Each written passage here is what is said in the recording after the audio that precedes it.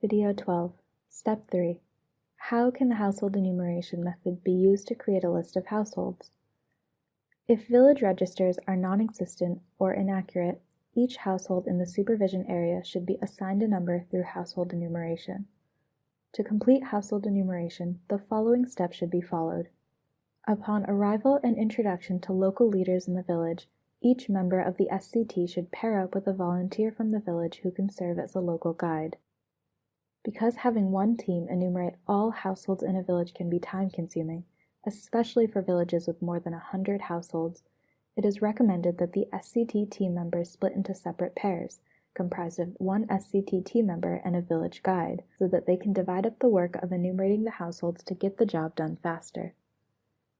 If the SCT has only one team member, just the SCT implementer themselves, then they will need to enumerate all of the households him or herself, along with the help of the village guide. These pairs should then split up the village into non-overlapping sections for each pair. The number of sections should be based on the number of people in the SCT team. For example, if the team is comprised of 2 people, then the village should be split in half. If there are 3 people on the SCT team, the village should be divided into 3 sections, and each pair, comprised of the SCT team member and their village guide, should be assigned a letter, such as A, B, or C. Each pair should then walk through their assigned section of the village such that they pass by every single house in the section. As they pass by each household, the pair should label each house with the team's letter and a sequential number. This labeling can be done with chalk on the front door or front wall, stickers on the door, flags in the ground in front of the house, or some other socially acceptable method.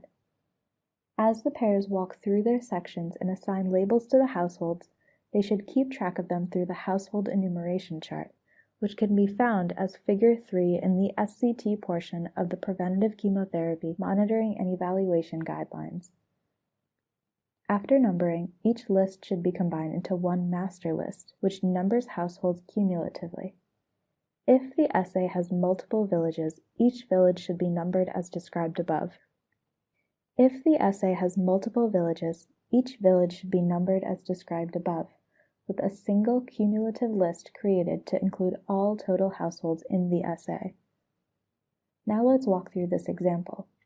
Let's say all this area in the red circle is your essay. The essay should be split into sections to make measurements easier and able to be performed simultaneously by different groups. In this case, we will split up sections by roads, but other natural or artificial markers can be used to make section distinctions. Each pair will work on a different section and record all houses in that section, making sure to mark each household with chalk.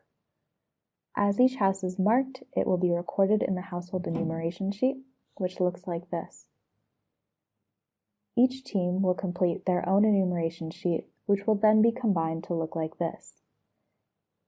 As a combined list, the total number of households with their corresponding section codes will be seen, so that the locations can still be noted. This will allow for easy and accurate selection of all possible households to be interviewed for the SCT. Check for understanding. What is the purpose of dividing the villages into sections in order to enumerate all the households? If this question was unclear, please review the video again.